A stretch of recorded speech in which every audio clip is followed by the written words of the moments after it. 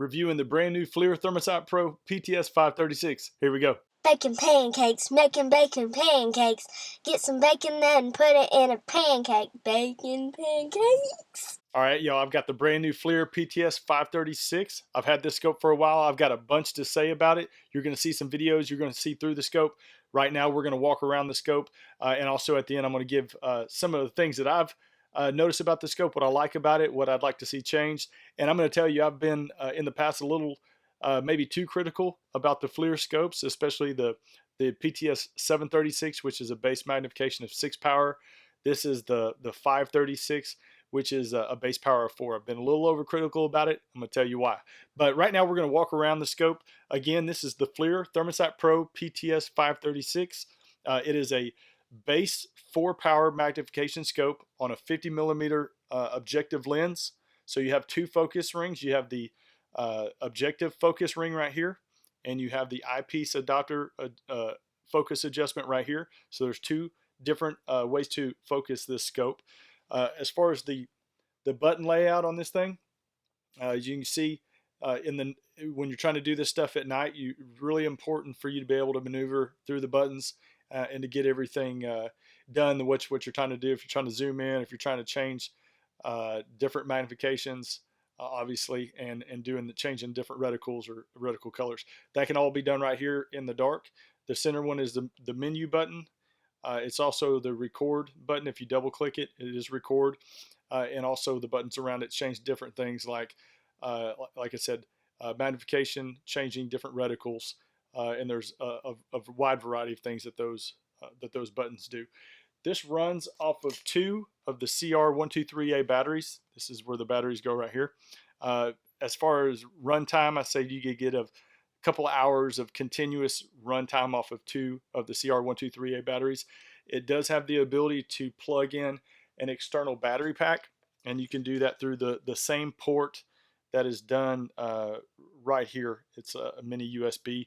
This is the same way that you get the videos off the scope and put them onto your laptop, but you can also use that same plug for an external battery pack. We're going to look at the features and specs. I wanted you to get a chance to look around the scope and kind of see what it looks like on top of a rifle. It's on top of my Diamondback 308, and this is what I've been hunting with for a while.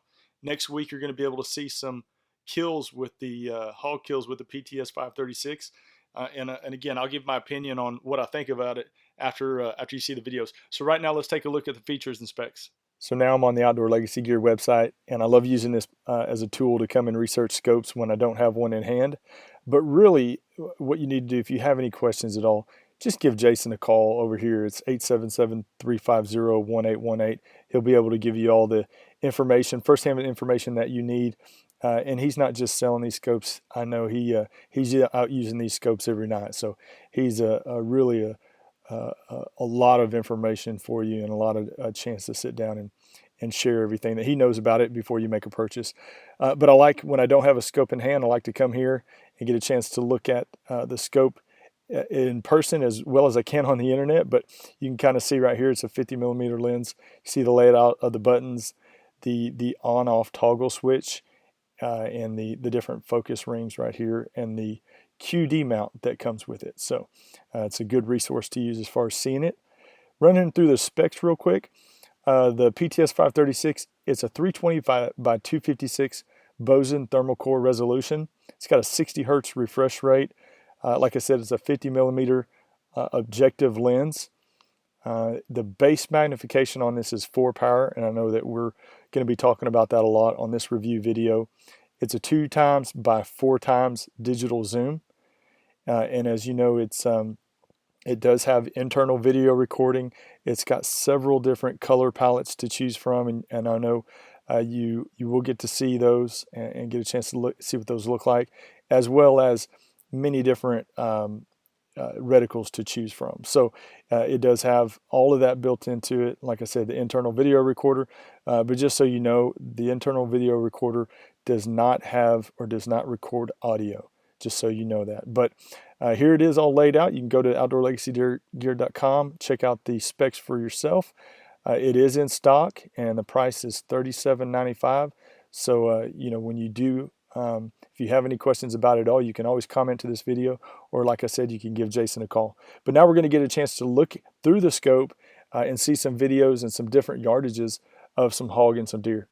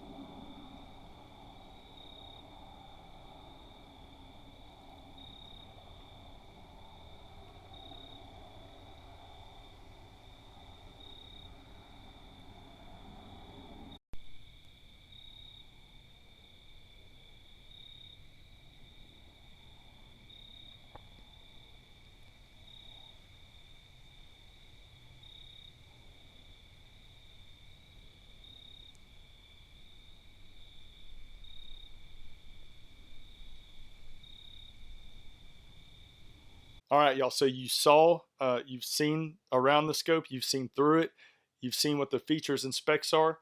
As you know, this is the trio in a line of new thermal scopes that was put out by Flir this year. The first one, as you know, that you saw a video on this channel, the PTS 233. I was about to mess it up and say 223, but it's the PTS 233.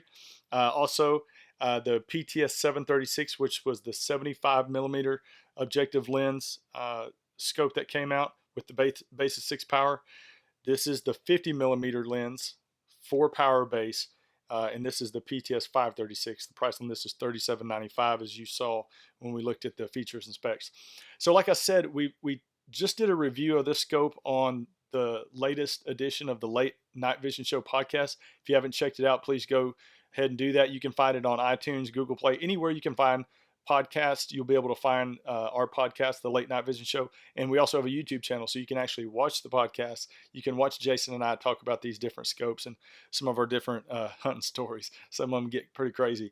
But we talked about this scope on the podcast, and I'm going to tell you, like I said on there, I think in the past that I've been a little overcritical on the FLIRs for how powerful the magnification is. Like I said, this is a 4 power base. I'm used to shooting a 1.6 power base magnification with the scope that I've been using with for a while, and that's what I've been used to. So when I slap a 4 power base magnification on a rifle, to me it's a lot different. And I'm going to tell you the reason why I feel like I've been a little overcritical is because I tried to hunt the same way with this 4 power base magnification scope, the same way that I was with my 1.6 power.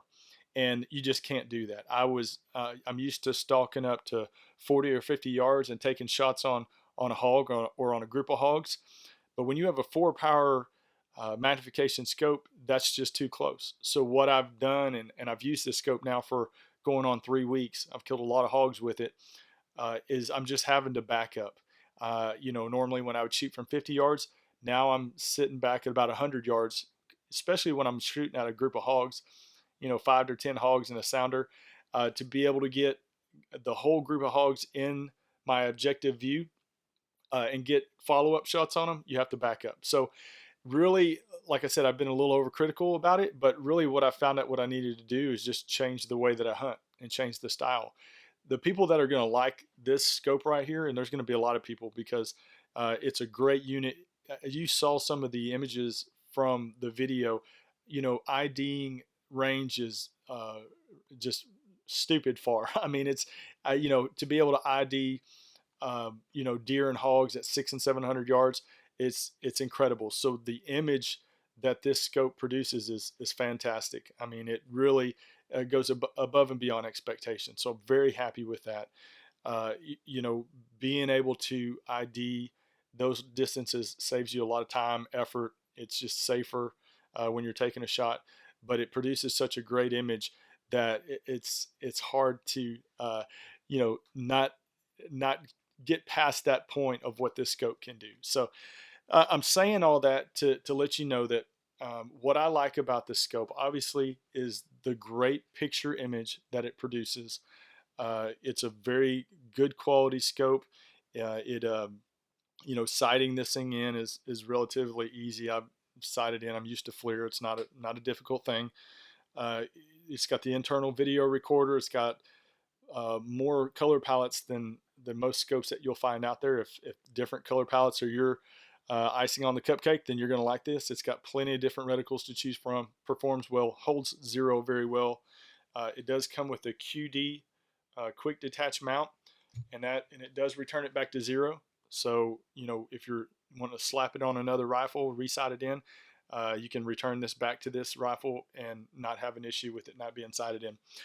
So with all that being said, those are the certain things that I like about it, and also the price point. You're getting a great scope for $37.95. It's a pretty good dang deal. I think FLIR has done right with the pricing on that.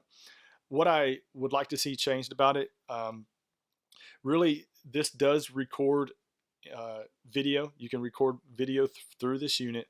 It does not record audio, similar to the other scopes, the FLIRs that we talked about. This does not record audio. That's a minor issue. For some people, it's not an issue at all. For others, it's a big issue.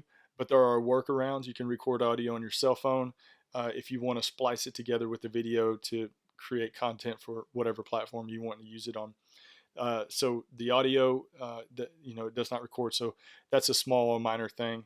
I would like to see FLIR come out with a 640 core resolution. Right now, this is a 320 by 256, and it produces a fantastic picture. Imagine how great it would look with the Bose thermal core with a 640 resolution scope. It would be amazing, and it would be putting it up there with some of the big contenders as far as the quality scopes that are out there, like Trijicon and different things. It would really put it in that class, I think, especially if they could keep the price pretty manageable. I think it would be a great thing. It starts out on a 4-power base. Like I said, I've just have to back up. I would prefer it to be a lot. I wouldn't say a lot. I would prefer it to be lower. I would love to see this same unit, the 536, with a base of 2-power. That's what I would love to see. Now, 4-power is going to be great for some of you that are taking longer shots, 100 yards, 150 yards, coyote hunters. You're going to love this scope. I think it's going to be great for you. You're calling coyotes in from half a mile away and taking shots at 150 and sometimes 200 yards. This scope right here, you won't have a problem with it. Hog hunters, if you're used to shooting 50 at 50 yards and you really like this scope, you're just going to have to back up a little bit, back up to 75 or 100 yards. But the image is fantastic. And from the videos that you saw, I know that you got to see what it looks like. So that's a couple of things that I'd like to see change. Other than that, everything works very well, just like all the FLIRs do. It's a great quality product. You won't have a problem with it. And if you have any questions about it, please reach out. You can comment to the video here. Like I said, we talk about this kind of stuff on the Late Night Vision Show podcast all the time. We're reviewing scopes. Also, please call Jason over at Outdoor Legacy Gear. His number is 877-350-1818. You can also call the Late Night Vision Show to ask us questions. That's 903-833-4461. And I appreciate y'all watching. reviewing the PTS, the Flir PTS536. Great scope. If you have questions about it, please let me know.